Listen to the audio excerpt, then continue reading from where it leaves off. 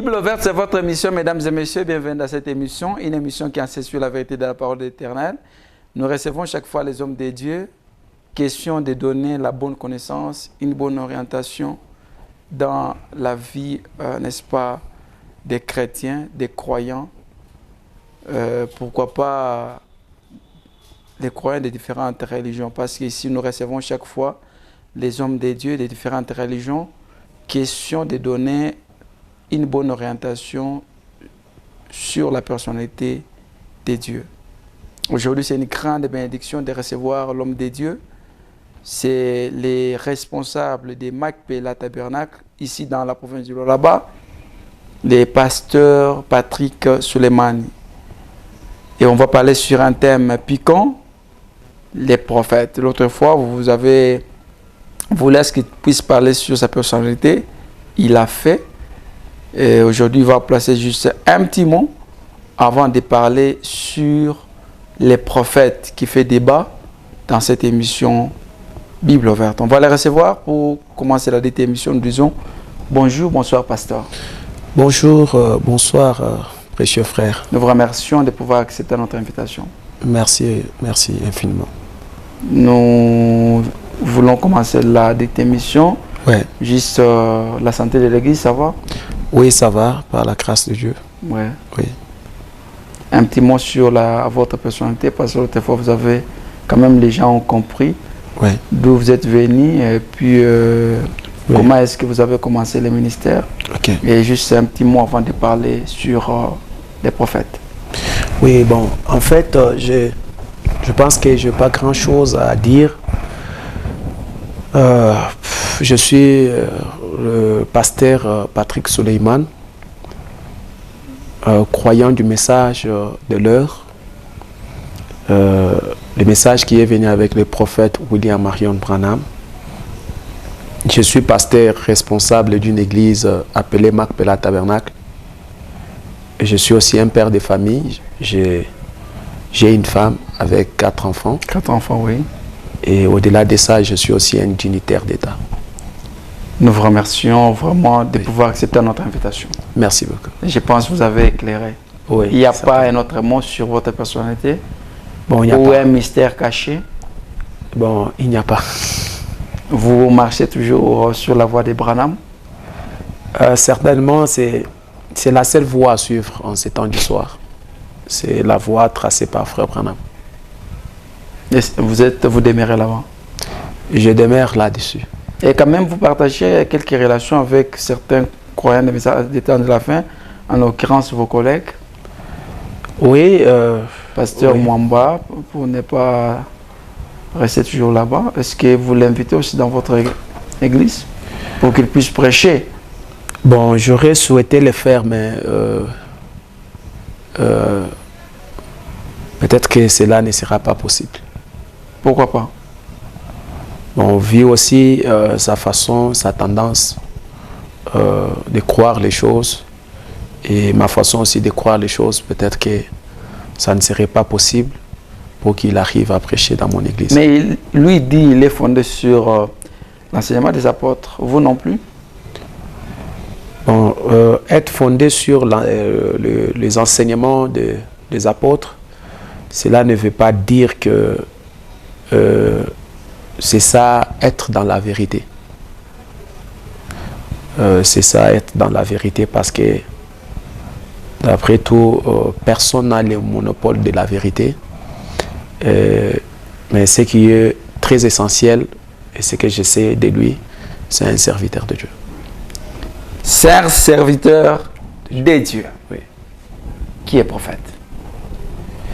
Oui, avant de commencer vraiment mon exposé sur un prophète, je voulais vraiment essayer un peu de lire.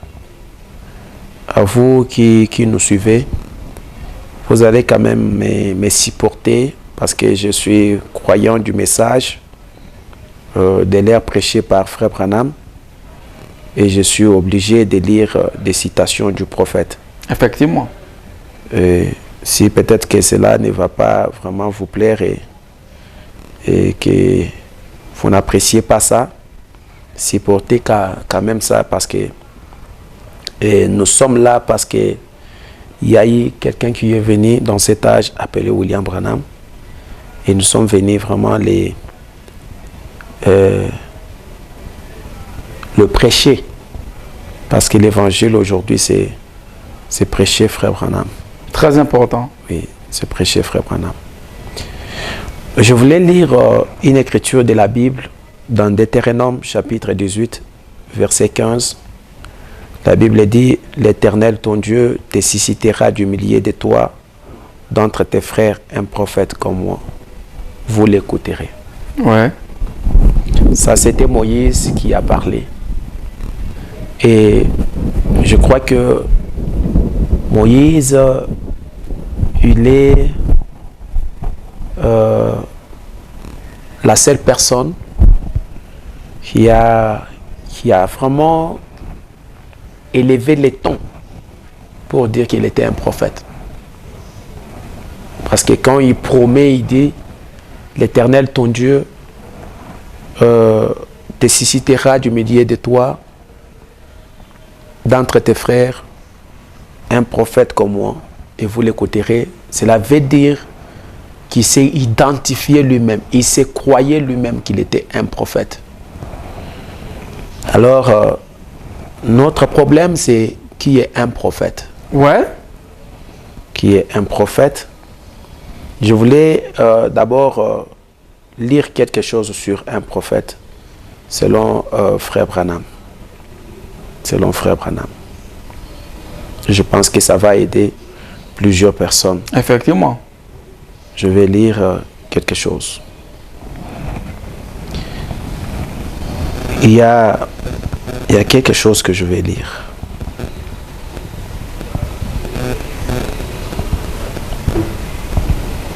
Nous sommes dans votre émission Bible ouverte. Nous avions reçu le pasteur Patrick Suleiman, croyant le message d'état de la fin, aussi responsable des Mac Pella Tabernacle. Et aujourd'hui, on parle sur un thème piquant, les prophètes. Pasteur, vous avez la parole.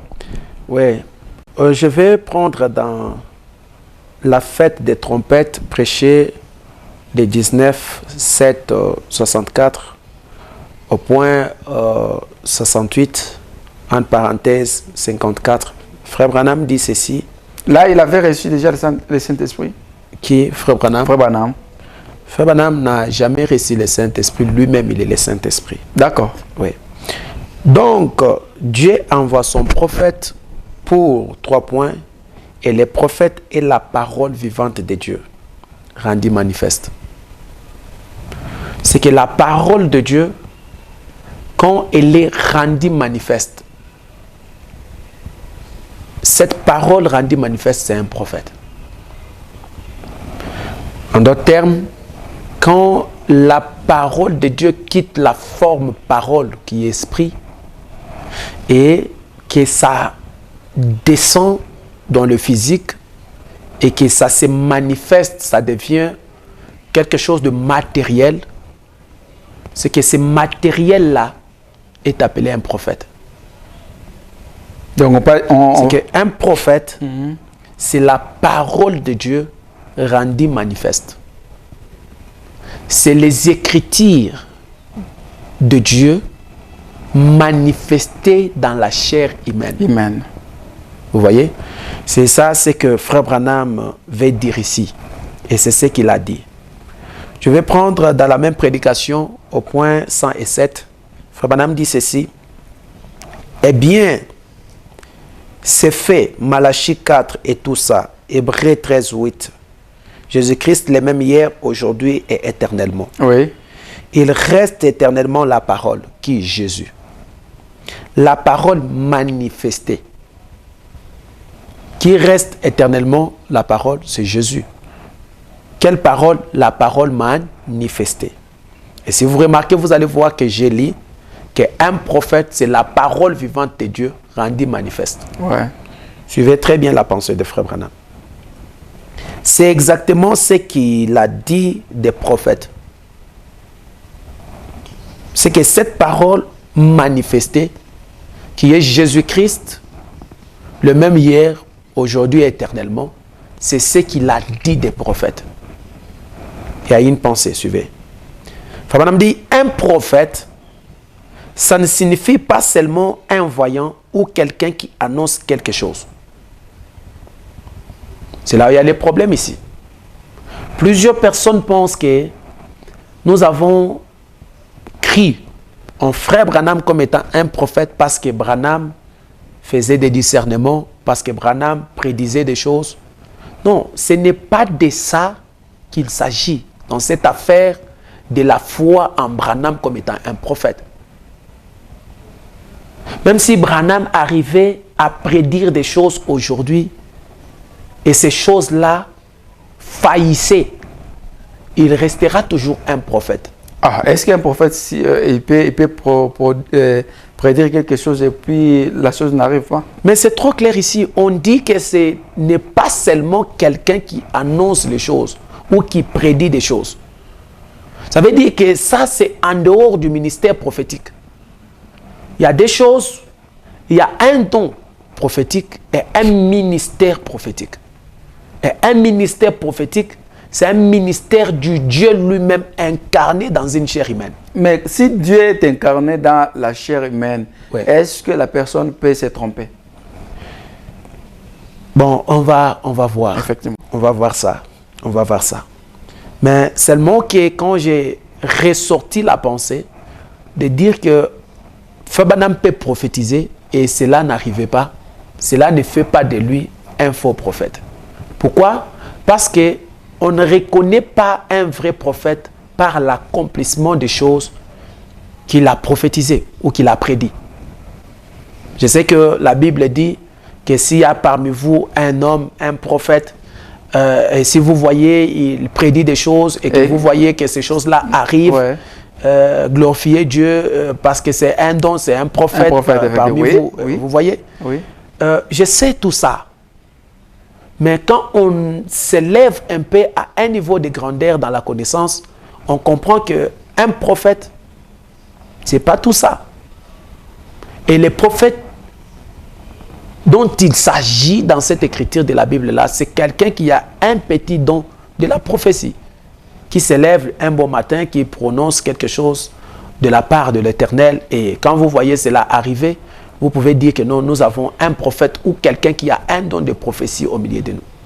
Mais cela ne veut pas dire que c'est quelqu'un qui a un ministère prophétique. Prenons l'exemple d'Élisée. Oui. Il n'était pas prophète. Élisée avait un don de la prophétie. Et selon la Bible, lui avait fait beaucoup de choses que son maître. Exactement. Exactement. Il avait fait parce qu'il avait reçu la double portion de l'esprit de son maître. Vous voyez? C'est ce qui lui avait permis de faire ça. Mais il n'était pas plus que son maître. D'accord. Oui. Écoutez. Madame dit, c'est ici. Un prophète, ça ne signifie pas seulement un voyant ou quelqu'un qui annonce quelque chose. Ça signifie quelqu'un qui révèle la parole qui est écrite dans sa propre vie. Ça veut dire quoi? Il y a une parole déjà qui est écrite au sujet de ces prophètes. Et quand ces prophètes arrivent, ils révèlent cette parole. Il est la manifestation de cette parole. Et au-delà de ça, il essaie d'expliquer cette parole. Il essaye que par sa vie, que vous puissiez vivre cette parole et comprendre ce que l'Écriture disait de lui.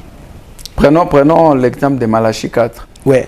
Est-ce que Branham avait révélé le contenu de ces versets-là? Oui, Frère Branham a révélé ça. Et vous êtes sans ignorer que c'est l'un des versets bibliques qui cause beaucoup de problèmes aujourd'hui. C'est un verset biblique qui est incompris jusqu'à aujourd'hui. Et plusieurs personnes pensent que Malachie 4 parlait de Jean-Baptiste, vous voyez. Mais quand Frère Branham est venu, il nous a fait voir que non, le premier volet de ces versets, quand il est dit qu'il va ramener le cœur de père à leurs enfants, ça c'était le ministère de Jean-Baptiste. Mais quand il est dit qu'il va ramener le cœur des enfants au père, ça c'est le ministère tout autre, qui n'est pas celui de Jean-Baptiste.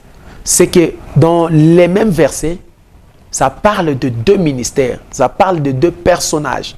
Vous voyez? Et c'est ce que le monde ne comprend pas. Mais Frère Branham nous a révélé ça. Mais il a révélé, il dit c'est une autre chose. Mais il n'avait pas dit que c'est lui qui devrait ramener les cœurs des enfants au Père. Un prophète, ce n'est pas une personne qui s'est dit ouvertement qu'il est le prophète. Parce que, pour commencer, Jean-Baptiste, on lui a posé aussi la question. On lui a dit, qui es-tu? Tu es Élie? Tu es qui? Tu es celui que nous attendons? Et Jean-Baptiste a dit, je ne suis ni Élie, ni celui que vous pensez là. Je suis uniquement la voix de celui qui crie dans les 2 heures. Vous voyez? Mais il a refusé d'accepter qu'il était Élie. Mais quand Jésus est venu, il a modifié l'enseignement de Jean-Baptiste. Il a dit que c'est lui qui était Élie. Tu vois? Ça veut dire qu'un prophète, ce n'est pas seulement lui-même qui doit dire ce qu'il est. Dieu doit témoigner lui-même. Jésus avait dit quoi? Qui était Élie? Jésus a dit que Élie est venu et plusieurs n'ont pas su que Élie était déjà venu. Et la Bible dit, c'est là qui était là, qui lui avait posé la question, ils comprirent que Jésus parlait de Jean-Baptiste. Ouais. C'était leur compréhension. Est-ce que vous comprenez comment? Oui, c'est que Jésus disait. Mais vous êtes dans la logique de ces gens aussi qui avaient compris qu'il parlait de Jean-Baptiste. Certainement, je peux comprendre la même chose. Il parlait de Jean-Baptiste en ces temps-là. Vous voyez, il parlait de Jean-Baptiste. Mais aujourd'hui, on doit parler de Frère Branham. Écoutez un peu. Frère Branham dit, ça signifie quelqu'un qui révèle la parole qui est écrite dans sa propre vie, ses propres œuvres, les œuvres de ses prophètes, révèlent et confirment la parole de ces jours-là. Par exemple, Noé qui a construit l'arche, Moïse qui est allé là-bas et tous ceux qu'il a eu d'autres. Alors vous, 3 points, la parole promise pour cette ère-là. Écoutez, il y a un problème. Un prophète, c'est quelqu'un qui révèle la parole écrite dans sa propre vie. Les œuvres de ces messieurs-là, c'est la parole de Dieu. Vous voyez? Ces œuvres, c'est la parole de Dieu. Je peux donner d'abord une petite différence entre un prophète majeur et un prophète mineur. D'accord. Un prophète majeur, c'est une personne qui vient pour accomplir un certain nombre des écritures écrites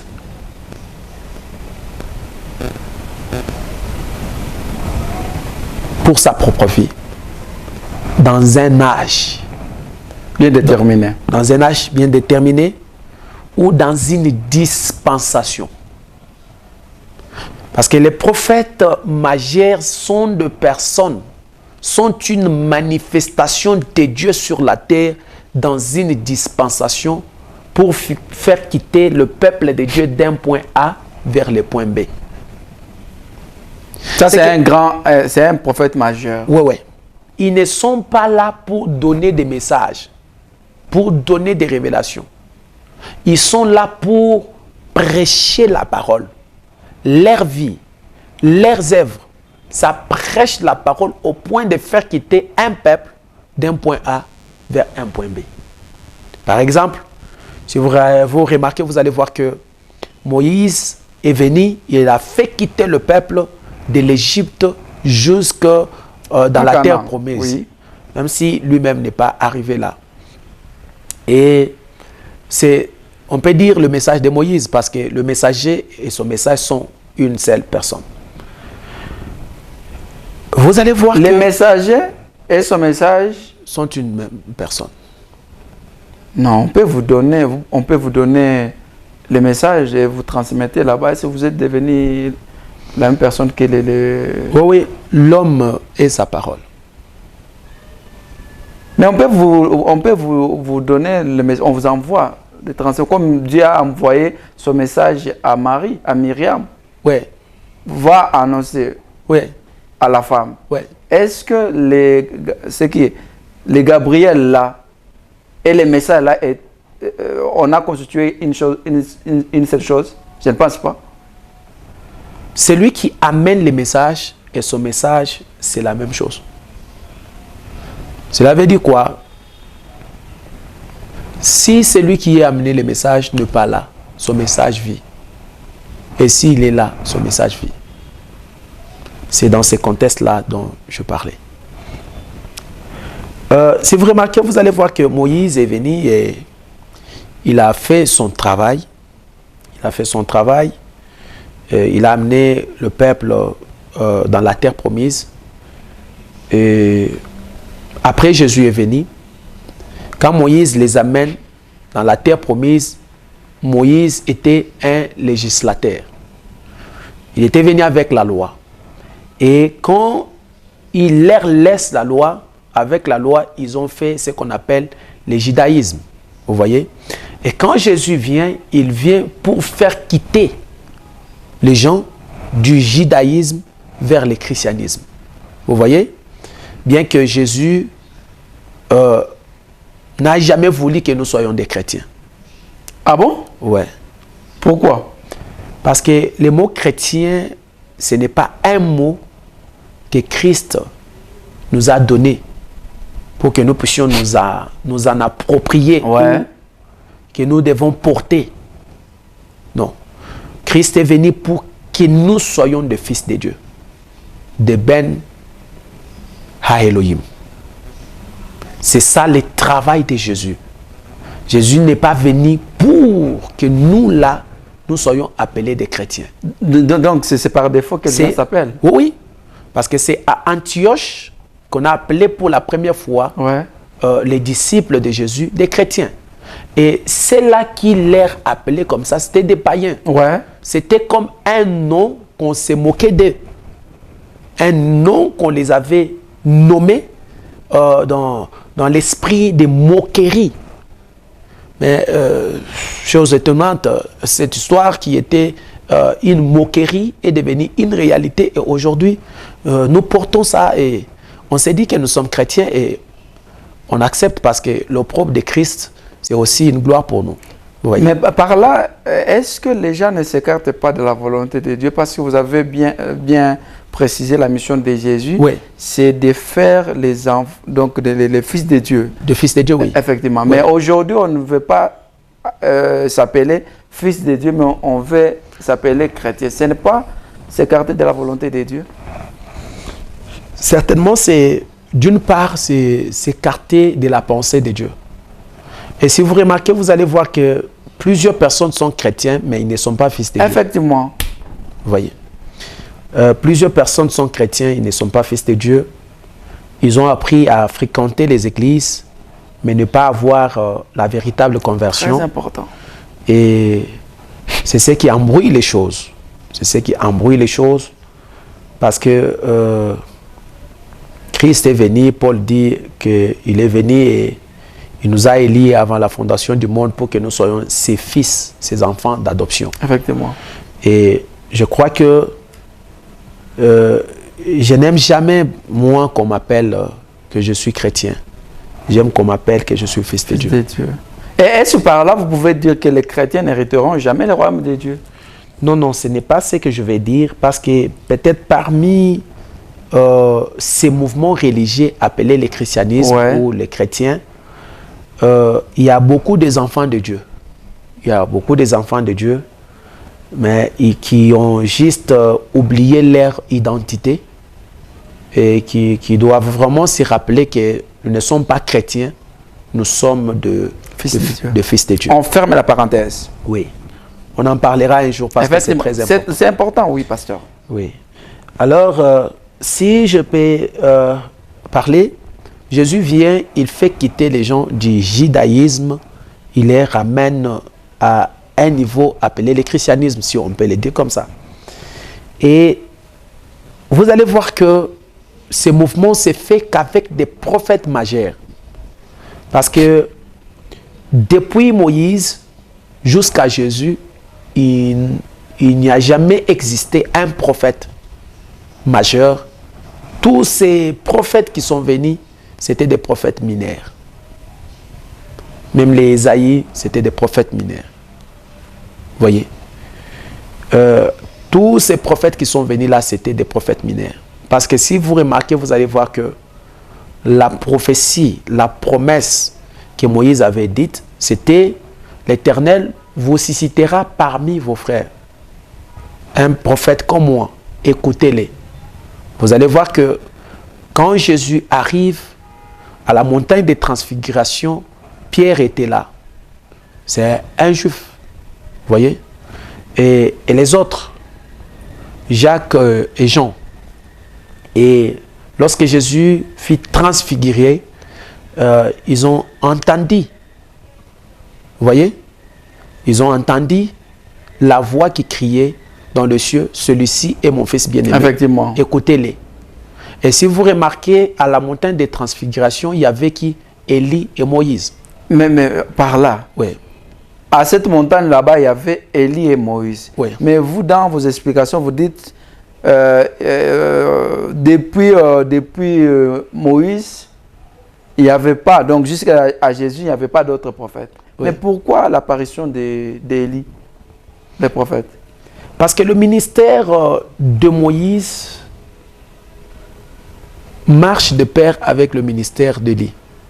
Parce que Fabanam dit, Élie, c'est la justice, Moïse, c'est la loi. Et la justice et la loi marchent de pair. Vous voyez?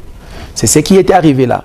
Et quand Moïse était là, c'était pour rappeler à ceux-là qui étaient là que souvenez-vous de ce que je vous avais dit.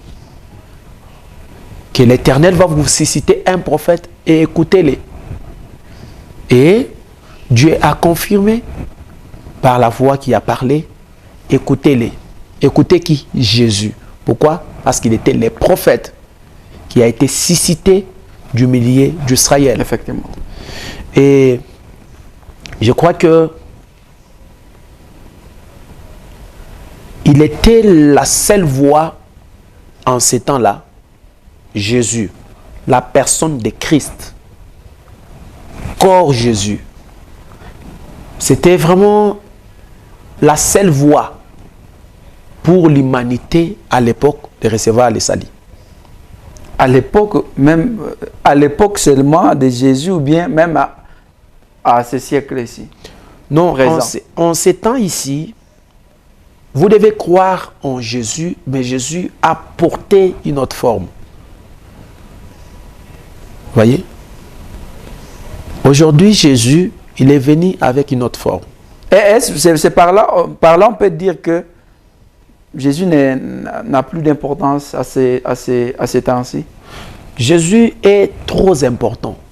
Mais alors pourquoi vous pouvez dire qu'il était le salut à cette époque-là? Il était la voie du salut à l'époque. J'ai parlé de la personne, les corps qui marchaient en Galilée. Ces corps-là étaient très importants. Et croire dans cette personne de Jésus-là, c'était le salut. Mais lui-même dit, il était hier, aujourd'hui, éternellement, il vit encore. C'est lui qui est Jésus qui vit et qui est le même hier, aujourd'hui, éternellement. Ce n'est pas le corps que Marie avait mis au monde. Vous voyez? Parce que le corps que Marie avait mis au monde, je crois qu'après la résurrection, ce corps-là est monté. Et les disciples étaient là. Il leur a donné un enseignement très profond. Il les a dit, de la même manière que vous les voyez monter, c'est de la même manière qu'il va descendre. Et comment il montait? Il est monté comme étant un homme, arrivé à une certaine dimension. L'égard a disparu. Mais avant sa disparition, c'est le char de feu qui est venu comme à l'époque d'Élie, qui ont emporté son corps, qui ont enveloppé son corps, ces chars, parce qu'il y avait beaucoup, qui ont environné son corps, et ces chars l'ont emporté dans la gloire. Mais écoutez-moi, je ne crois pas qu'au ciel, il y a un trône. Là, au-dessus, s'il y a un trône, là où il y a un Dieu, vraiment en chair et en os, qui est en train de parler, mais c'est ce que la Bible, en train de faire ça. C'est ce que la Bible dit. Non, écoutez. Il est à la droite de son Père. Écoutez-moi très bien. Les faits là qu'il avait consommés, les faits là avaient consumé ces corps-là parce que ces corps-là ne pouvaient pas pénétrer la dimension céleste. Vous voyez?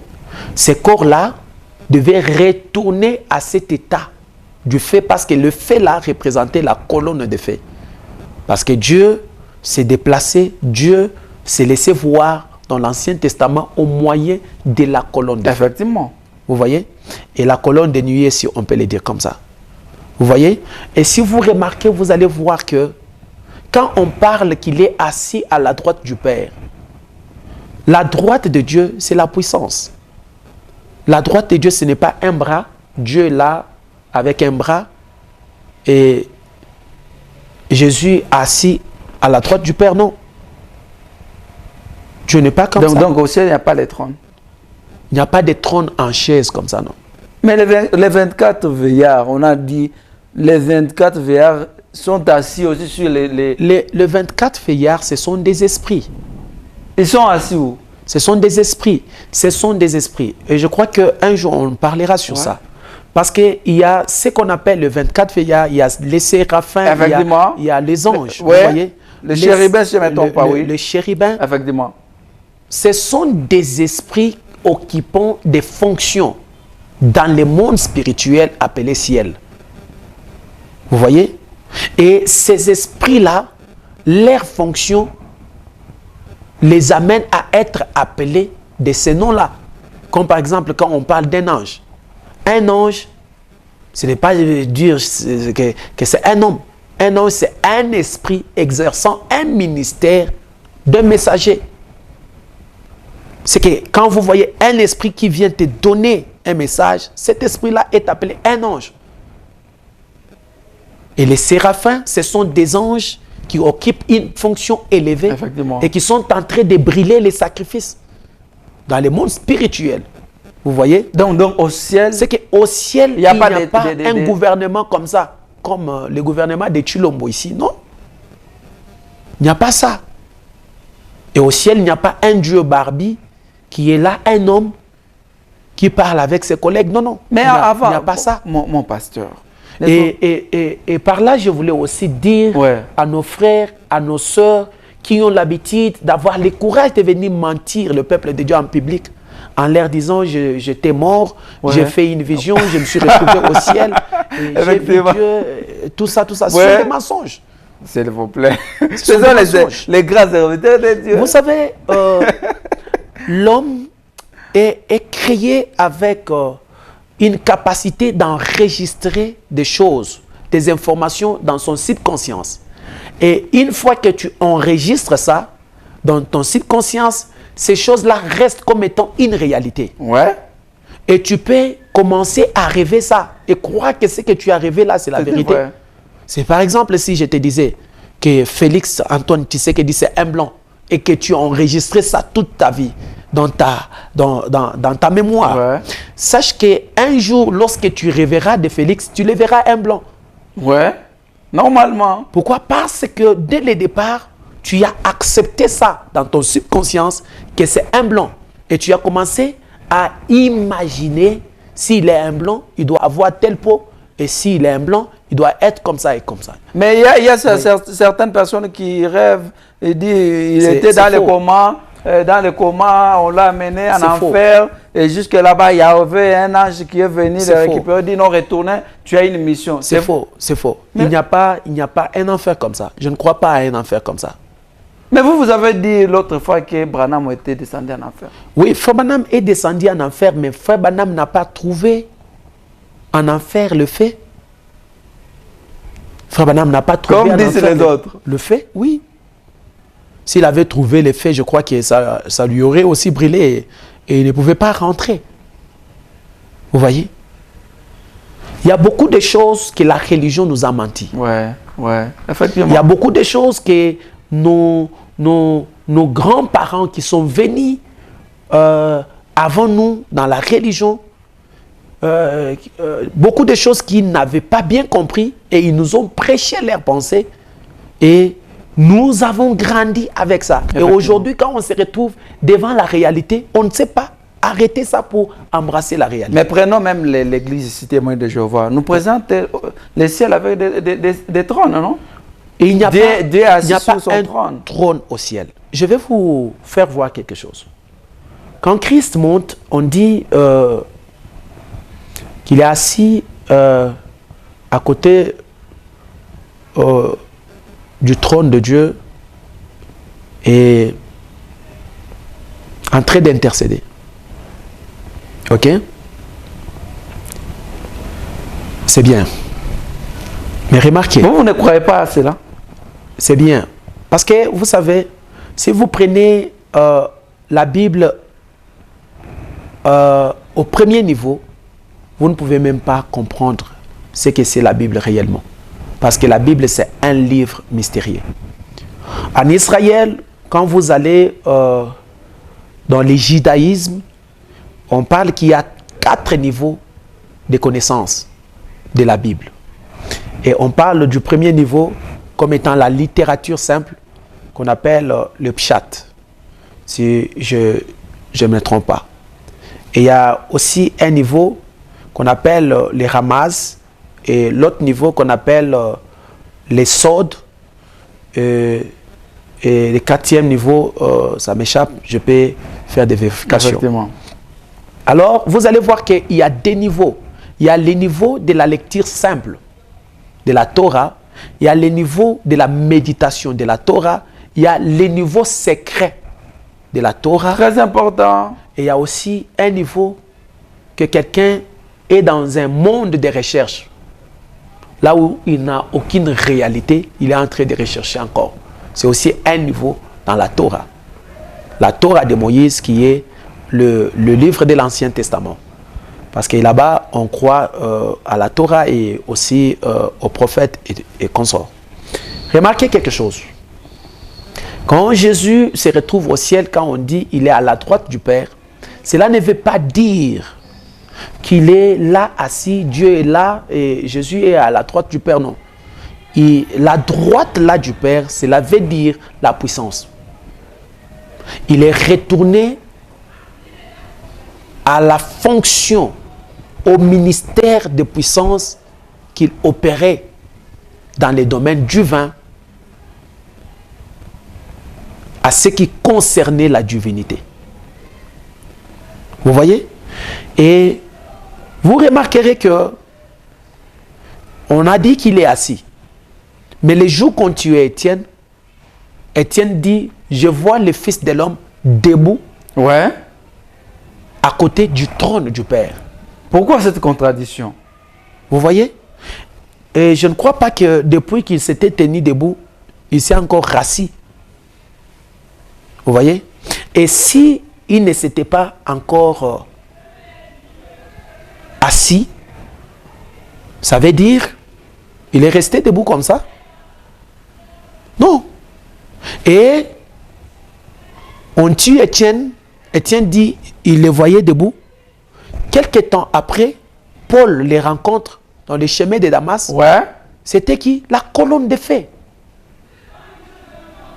Et cette lumière parle à Paul et Paul pose la question, qui es-tu que je persécute?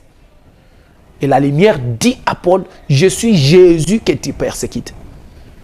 Et j'ose croire que toute la vie de Paul, quand il adorait Dieu, il adorait Jésus, il n'adorait pas Jésus ayant l'image de ce Jésus que Pierre et les autres adoraient. Effectivement. Lui, il adorait Jésus ayant l'image de la colonne de feu parce que c'est à cette image-là que Jésus s'était révélé à lui. Et depuis qu'il est descendu ces temps-là, il n'est jamais remonté au ciel. Il est resté sur la terre. Sous la forme de la colonne de feu. Vous voyez? Parce que lui-même dit, je viens du Père, je retourne au Père. Du Père, là où il venait, c'était de la lumière, de la colonne de feu, et il devait retourner au Père. Il devait retourner à cette forme lumière qu'il était, à la fonction de la divinité. Vous voyez? Et je ne crois pas que Jésus, aujourd'hui, serait le même Jésus ayant la barbe comme celui d'autrefois là. Non, non. Il a changé de forme parce que quand il descend sous la forme de la colonne de feu, il ne doit pas rester comme ça. Il doit se chercher un corps là où il doit demeurer. Et là-bas, il sera prophète. Et quand il cherche ce corps, il trouve ce corps, comme Frère Branham pouvait le dire, que j'ai incarné cette colonne de feu dès ma naissance. Et là, Jésus est appelé prophète. Il est appelé prophète. Donc un prophète, ce n'est pas seulement un voyant, c'est lui qui nous donne, qui dit demain il y aura cette pandémie. Ce n'est pas ça un prophète. Ça c'est abusé.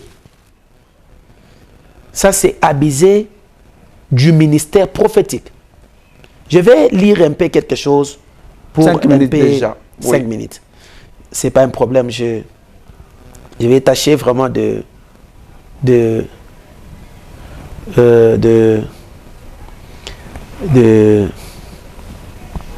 lire rapidement.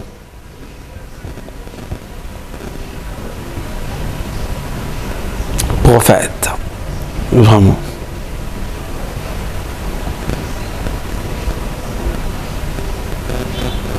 Écoutez. Je lis dans les réalités infaillibles du Dieu vivant. Prêcher le 26, 660, point 422, entre parenthèses 423. La Bible n'a-t-elle pas dit que ces choses arriveraient quand il viendra, ou il viendrait? Le prophète Ésaïe n'a-t-il pas prophétisé là-dessus?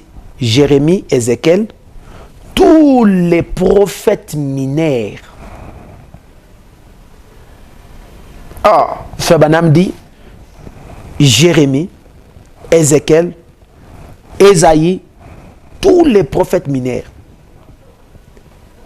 N'en avait-il pas parlé?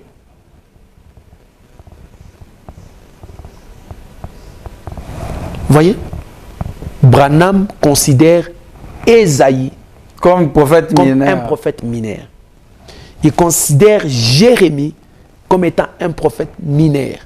Il considère Ézéchiel comme étant un prophète mineur.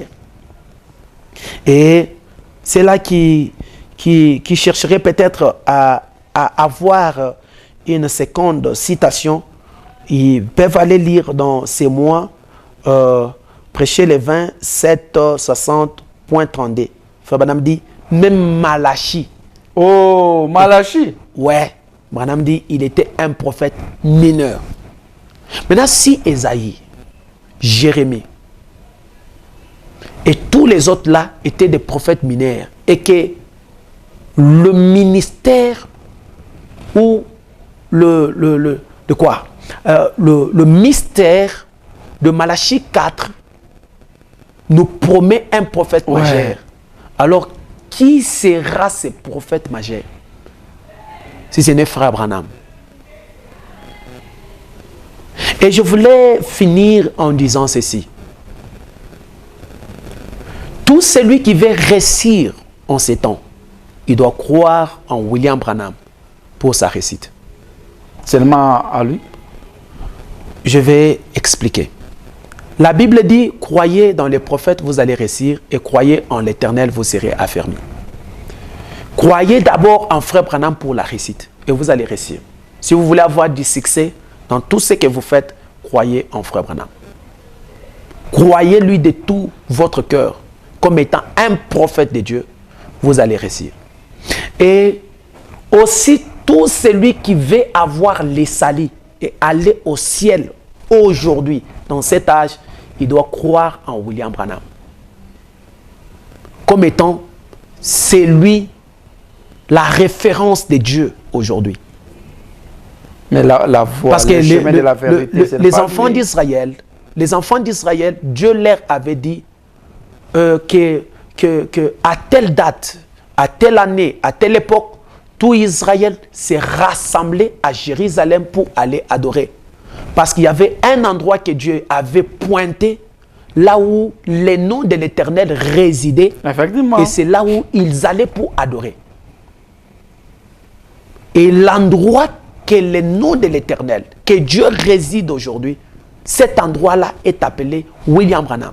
Donc si les gens ne croient pas au prophète Branham, donc ces gens-là se perdent. Ils sont en erreur et ils ne peuvent pas voir Dieu. Parce que Dieu a un endroit aujourd'hui. Et l'endroit que vous devez aller voir Dieu, c'est en William Branham. En dehors de Frère Branham, il n'y a pas un autre endroit là où vous pouvez aller voir Dieu. Nous sommes à la fin. Par là, vous vous comportez comme un adorateur de Branham. Non, non, je ne parle pas de l'adoration de Frère Branham. Je ne parle pas d'adorer Frère Branham. Mais je parle de reconnaître Frère Branham comme étant l'enveloppe qui a porté Dieu aujourd'hui. Vous voyez? Et pour avoir les salis, il fallait passer par lui. Donc Branham, c'est le salut du monde. Frère Branham, son ministère, c'est la seule chose qui sauvera le monde. Donc il est le salut du monde. En d'autres termes, oui. On va commencer par là. La droite de l'église. Nous sommes à côté du bâtiment La Vision, au niveau des Mariapolis. Une fois que vous êtes là-bas, je crois que vous allez voir une pancarte, là où il y a les écrits. Et votre photo qui fait débat d'abord, on dit c'est l'idolâtrie que vous semez dans le chef de vos fidèles. Mais comment est-ce que vous pouvez mettre votre... Au lieu de mettre même la photo de Branham ou bien de Jésus, mais vous mettez votre photo. Mais d'après tout, ces gens-là qui viennent à l'église, ils suivent Dieu en me voyant. D'accord. Hein? Ils doivent d'abord me voir, puis voir Dieu. D'accord. Voyez. Okay. Dès qu'ils arrivent là-bas? Oui, oui. Dès qu'ils arrivent là-bas, et la pancarte va leur montrer vraiment le chemin, là où mène l'église, là où il y a l'église plutôt. Et l'église est non loin de là, juste si c'est à 100 mètres ou 150 mètres. Le numéro? Notre numéro, c'est les 099 24 50 66 5. Encore? Les 099 24 50 66 5. Nous vous remercions de pouvoir accepter notre invitation. Je vous remercie infiniment et je bénis tout le monde qui a pris quand même du temps de nous suivre et qui nous suivra après. D'accord. Que Dieu vous bénisse richement. Amen. Donc, la semaine prochaine, ouais, nous commencerons sur les points, les saluts du monde, Branham. Exactement. Voilà, mesdames et messieurs, nous sommes bénis de recevoir l'homme de Dieu, le responsable de Macpéla Tabernacle, le pasteur Patrick Suleiman. C'était un grand plaisir de partager, donc de parler avec lui sur ce thème piquant, les prophètes. Donc la semaine prochaine, ça sera les saluts du monde. Qui est le salut du monde? C'est Branham, donc d'après lui. Et on va commencer par là. Pourquoi Branham est le salut du monde? Et pourquoi amener les gens sur ce terrain-là glissant? Donc ce sera le dimanche prochain. Merci. Abonnez-vous sur le compte YouTube. Vous allez retrouver tous les enseignements du pasteur Patrick Suleiman. Et je crois sur TikTok, Facebook, pourquoi pas les plateformes des réseaux sociaux. Merci et à la prochaine. Bonsoir.